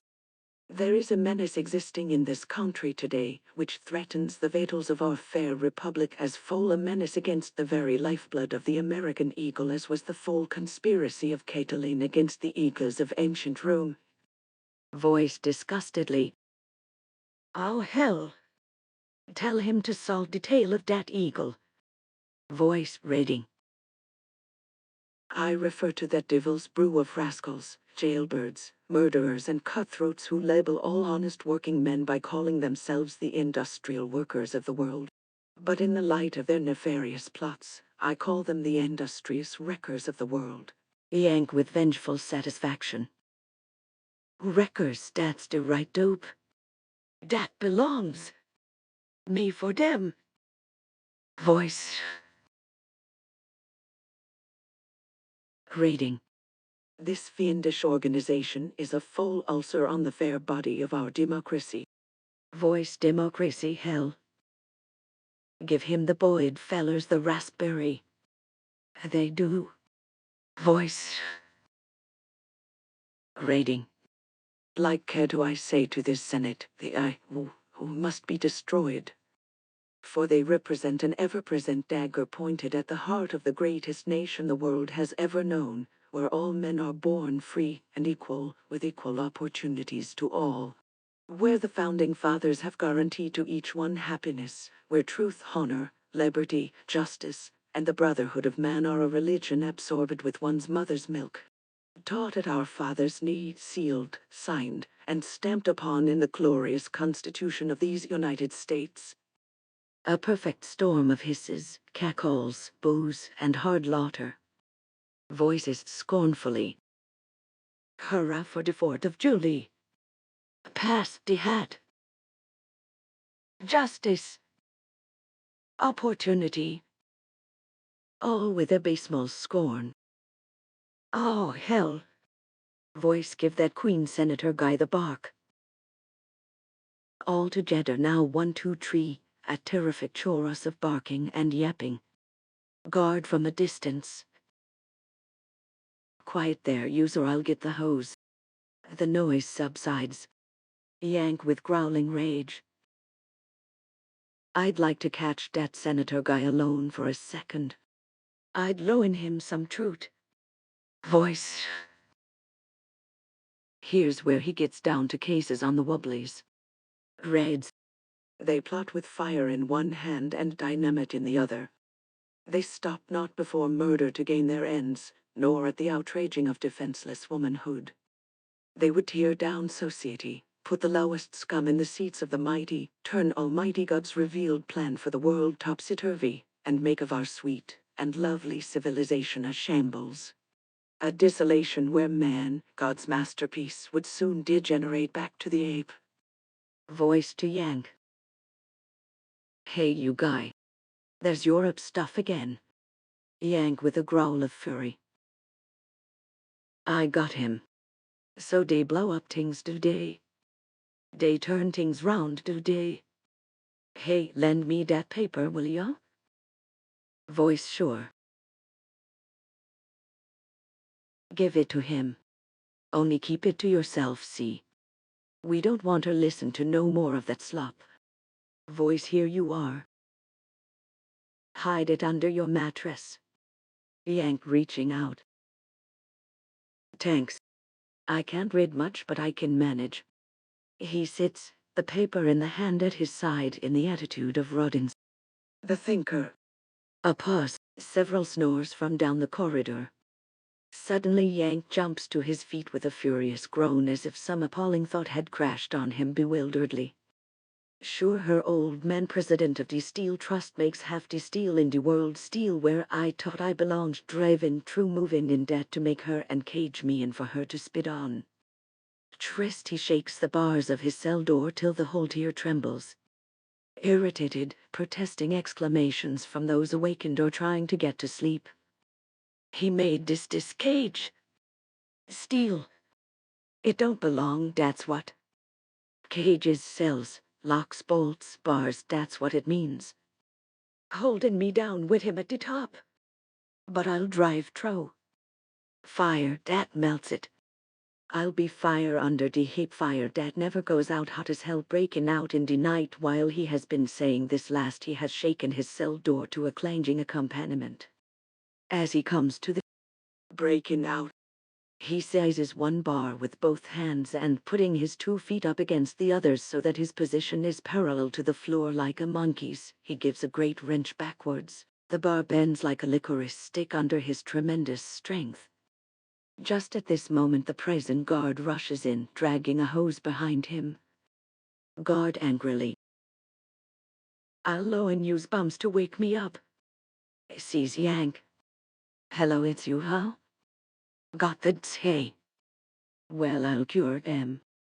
I'll drown your snakes for you. Noticing the bar. Hell, look at that bar bended. Only a bug is strong enough for that. Yank glaring at him. Or a hairy ape, your big yellow bum. Look out. Here I come. He grabs another bar. Guard scared now, yelling off left. Towing the hose on Ben. Full pressure. And call the others in a straight jacket. The curtain is falling. As it hides Yank from view, there is a splattering smash as the stream of water hits the steel of Yank's cell. Scene Vi. Scene nearly a month later. Local near the waterfront, showing the interior of a front room on the ground floor and the street outside. Moonlight on the narrow street, buildings massed in black shadow. The interior of the room, which is General Assembly Room, office, and reading room, resembles some dingy settlement boys' club. A desk and high stool are in one corner. A table with papers, stacks of pamphlets, chairs about it is at center. The whole is decidedly cheap, banal, commonplace, and unmysterious as a room could well be. The secretary is perched on the stool making entries in a large ledger. An eye shade casts his face into shadows. 8 or 10 men, longshoremen, iron workers, and the like are grouped about the table. 2 are playing checkers. 1 is writing a letter. Most of them are smoking pipes. A big signboard is on the wall at the rear. Industrial Workers of the World Local No. 57. Yank comes down the street outside. He is dressed as in Scene 5. He moves cautiously, mysteriously.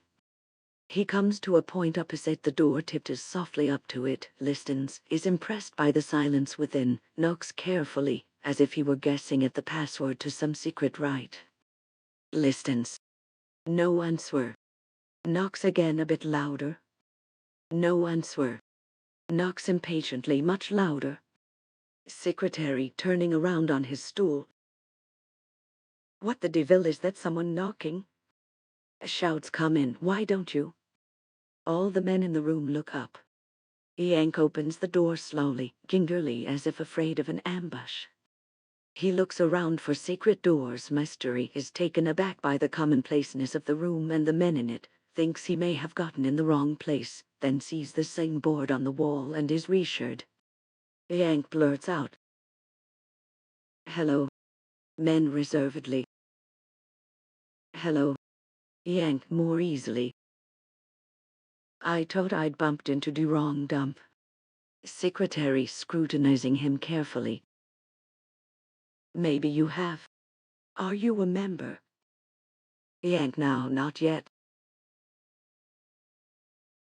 "That's what I come for, to join." Secretary, that's easy. "What's your job, longshore?" Yank now. "Fireman stoker on the liners." Secretary with satisfaction. "Welcome to our city. Glad to know you people are waking up at last. We haven't got many members in your line." Yank now. "They're all dead to the world." Secretary, well, you can help to wake 'em. "What's your name?" "I'll make out your card." Yank confused. "Name?" "Lemme think." Secretary sharply. "Don't you know your own name?" Yank, sure, but I been just Yank for so long, Bob. That's it, Bob Smith. Secretary writing. Robert Smith. Fills out the rest of card. Here you are. Cost you $50. Yank, is that all 4 bits? That's easy. Gives the secretary the money. Secretary throwing it in drawer.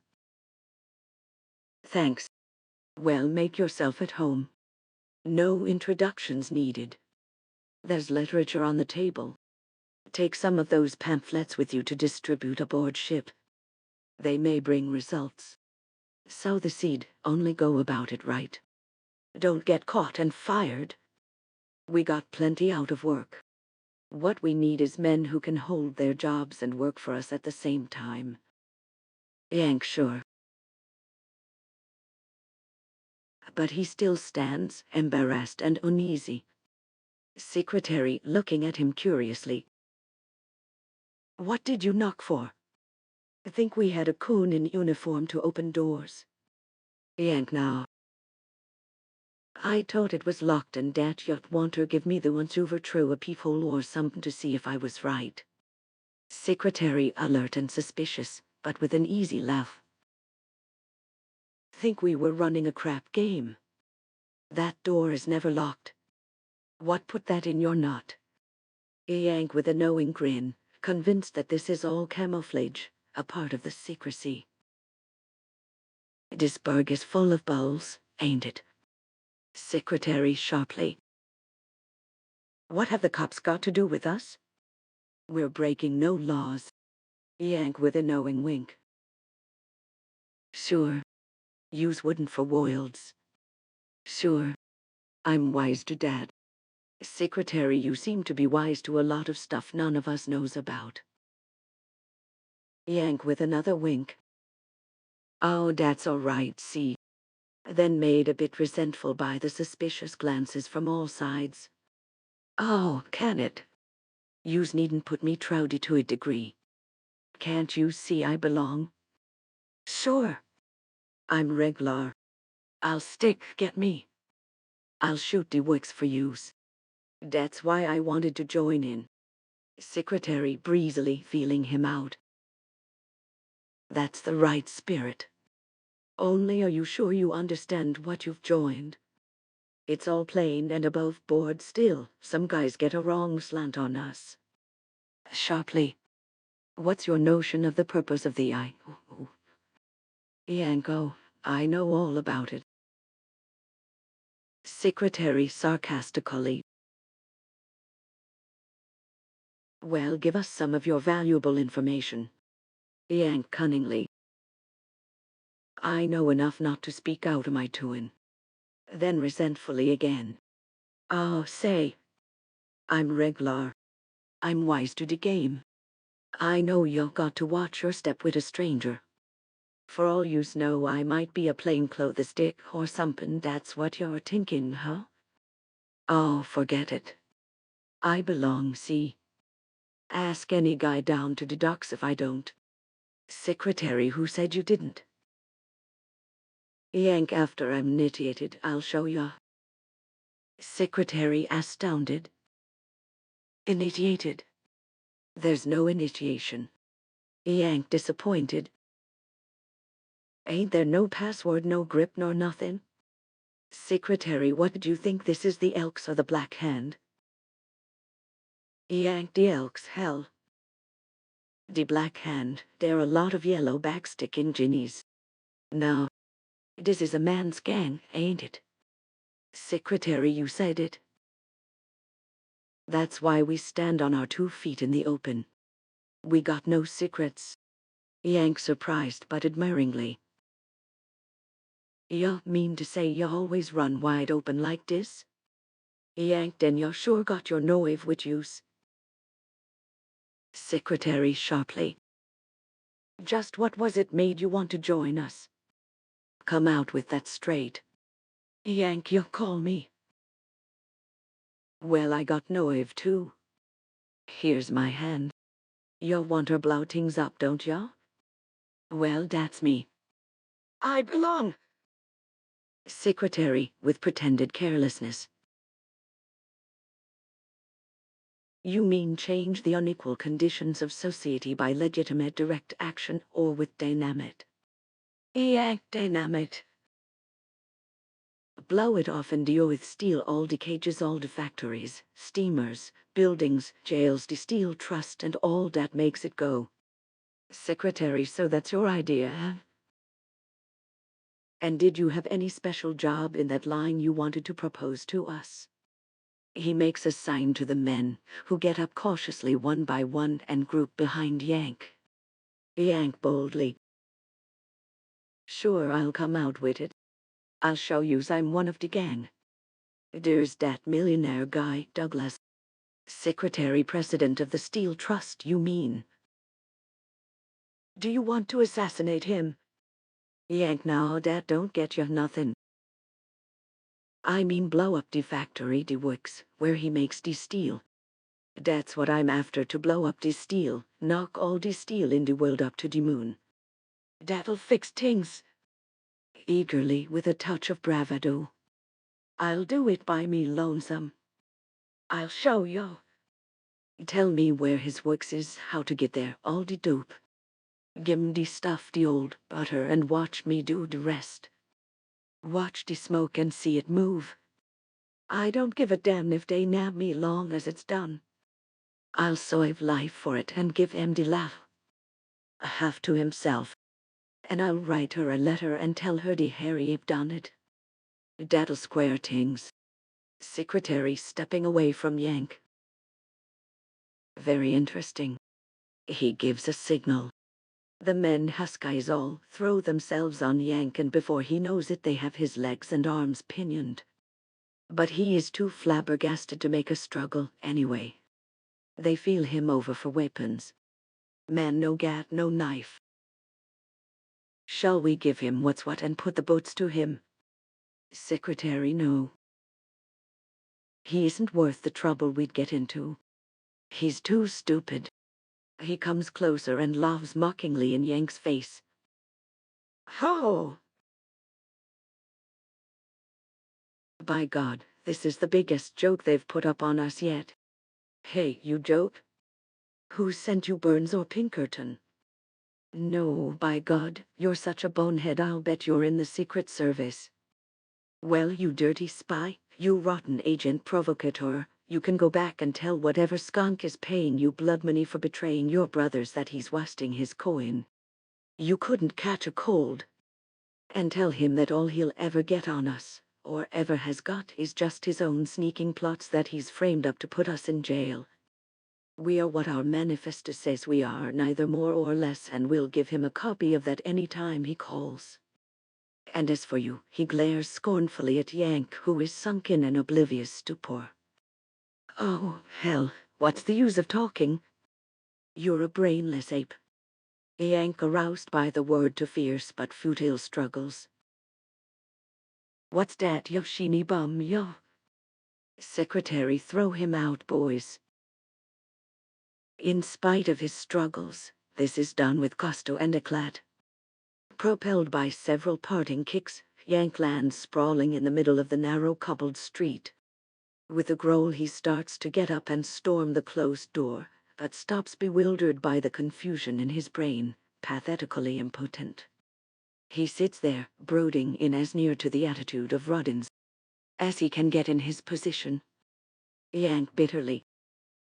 So dem boys don't think I belong, neider. Oh, to hell with them.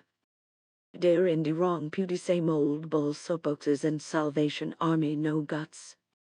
Cut out an hour off in the job a day and make me happy. Give me $1 more a day and make me happy.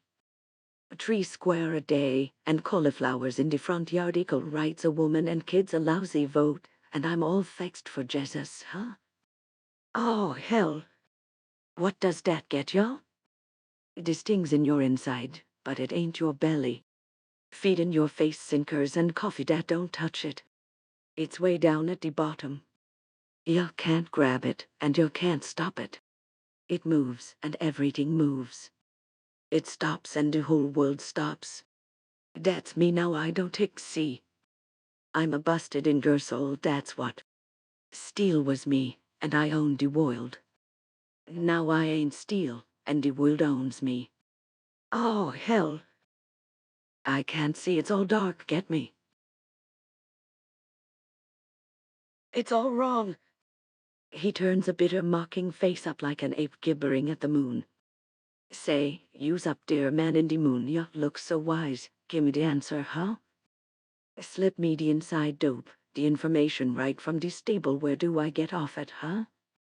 A policeman who has come up the street in time to hear this last with grim humor. You'll get off at the station, you boob, if you don't get up out of that and keep moving. Yank looking up at him with a hard, bitter laugh. Sure. Lock me up. Put me in a cage. That's the only answer you know. One, lock me up. Policeman, what you been doing? Yank, enough to gimme life for. I was born, see. Sure, that's the charge. Write it in the blotter. I was born, get me. Policeman jocosely. God pity your old woman. Then matter of fact. But I've no time for kidding. You're soused. I'd run you in, but it's too long a walk to the station. Come on now, get up, or I'll fan your ears with this club. Beat it now! He hauls Yank to his feet. Yank in a vague mocking tone. Say, where do I go from here? Policeman, giving him a push with a grin indifferently. Go to hell. Curtain. Scene via. Scene twilight of the next day. The monkey house at the zoo. One spot of clear gray light falls on the front of one cage so that the interior can be seen. The other cages are vague, shrouded in shadow from which chatterings pitched in a conversational tone can be heard. On the one cage a sign from which the word stands out. The gigantic animal himself is seen squatting on his haunches on a bench in much the same attitude as Rodden's.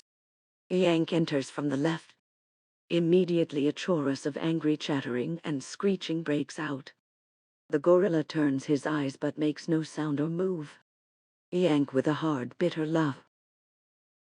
Welcome to your city, huh? Hail, hail, the gang's all here. At the sound of his voice the chattering dies away into an attentive silence. Yank walks up to the gorilla's cage and, leaning over the railing, stares in at its occupant, who stares back at him, silent and motionless. There is a pause of dead stillness. Then Yank begins to talk in a friendly, confidential tone, half mockingly, but with a deep undercurrent of sympathy. Say, you're some hard-looking guy, ain't ya? I seen lots of tough nuts dat gang called gorillas, but you're the first real one I ever seen. Some chest you got, and shoulders, and dem arms and mitts. I bet you got a punch in either fist dat knock him all silly. This with genuine admiration. The gorilla, as if he understood, stands upright, swelling out his chest and pounding on it with his fist. Yank grins sympathetically. Sure, I get ya. You challenged the whole world, huh? You got what I was saying even if you muffed the words. Then bitterness creeping in, and why wouldn't you get me? Ain't we both members of the same club, the Hairy Apes? They stare at each other a pause, then Yank goes on slowly and bitterly. So you were what she seen when she looked at me, the white-faced tart. I was you to her, get me? Only out of the cage broke out free to murder her, see? Sure. That's what she taught. She wasn't wise dat I was in a cage, too worser'n you're sure a damn sight cause you got some chance to bust loose, but me he grows confused. Oh, hell. It's all wrong, ain't it? A pause. I suppose you want to know what I'm doing here, huh? I been warming a bench down to the battery ever since last night. Sure. I seen the sun come up. That was pretty, too, all red and pink and green. I was looking at the skyscrapers steel and all the ships coming in sailing out all over the earth, and they was steel too. The sun was warm, they wasn't no clouds, and there was a breeze blowing. Sure, it was great stuff. I got it all right what Patty said about that being the right dope, only I couldn't get in it, see? I couldn't belong in that. It was over my head. And I kept thinking, and then I beat it up here to see what yous was like. And I waited till day was all gone to get you alone. Say, how do you feel sitting in dat pen all the time, having to stand for them coming and staring at you, the white-faced, skinny tarts and the boobs what marry and making fun of you, laughing at you, getting scared of you, damn him. He pounds on the rail with his fist. The gorilla rattles the bars of his cage and snarls. All the other monkeys set up an angry chattering in the darkness. Yank goes on excitedly. Sure. That's the way it hits me, too. Only you're lucky, see? You don't belong with them and you know it. But me, I belong with them, but I don't see. They don't belong with me, that's what. Get me? Thinking is hard. He passes one hand across his forehead with a painful gesture. The gorilla growls impatiently. Yank goes on gropingly. It's this way, what I'm driven at. Yous can sit and dope dream in the past, green woods, the jungle, and the rest of it. Then you belong and they don't. Then you can laugh at them, see. You're the champ of the world. But me, I ain't got no past to think in, nor nothing that's comin', only what's now and that don't belong. Sure, you're the best off. You can't think, can you? You can't talk neither. But I can make a bluff at talking and thinking a'most, get away with it a'most. And that's where the joker comes in, he lows. I ain't on oath and I ain't in heaven, get me? I'm in the middle trying to separate them, taking all the worst punches from both of them. Maybe that's what they call hell, huh? But you were at the bottom. You belong. Sure. You're the only one in the world that does, you lucky stiff. The gorilla growls proudly. And that's why they gotta put you in a cage, see? The gorilla roars angrily. Sure. Yeah, get me. It beats it when you try to think it or talk it. It's way down deep behind you and me, we feel it. Sure. Both members of this club. He laughs then in a savage tone. What the hell? Hell with it. A little action, that's our meat. That belongs. Knock him down and keep bustin' until they croaks ya with a gat with steel. Sure. Are ya game? They've looked at yous, ain't they, in a cage? Want her get even? Want her wind up like a sport, 'stead of croaking slow in there? The gorilla roars an emphatic affirmative. Yank goes on with a sort of furious exultation. Sure. You're a regular. You'll stick to the finish. Me and you, huh? Both members of this club. We'll put up one last star bout that'll knock them off in their seats. They'll have to make the cages stronger after we're through. The gorilla is straining at his bars, growling, hopping from one foot to the other. Yank takes a jimmy from under his coat and forces the lock on the cage door. He throws this open. Pardon from the governor. Step out and shake hands. I'll take you for a walk down Fifth Avenue. We'll knock him off in the oath and croak with the band playing. Come on, brother. The gorilla scrambles gingerly out of his cage. Goes to Yank and stands looking at him. Yank keeps his mocking tone, holds out his hand. Shake the secret grip of our order. Something, the tone of mockery, perhaps, suddenly enrages the animal. With a spring he wraps his huge arms around Yank in a murderous hug. There is a crackling snap of crushed ribs, a gasping cry, still mocking, from Yank. Hey, I didn't say kiss me. The gorilla lets the crushed body slip to the floor, stands over it uncertainly, considering, then picks it up, throws it in the cage, shuts the door, and shuffles off menacingly into the darkness at left. A great uproar of frightened chattering and whimpering comes from the other cages. Then Yank moves, groaning, opening his eyes, and there is silence. He mutters painfully. Say they oughter match him with Zebsko. He got me all right. I'm true. Even him didn't think I belonged. Then, with sudden passionate despair, Trist, where do I get off at? Where do I fit in? Checking himself as suddenly. Oh, what the hell? No squeaking, see? No quitting, get me. Croak with your boots on.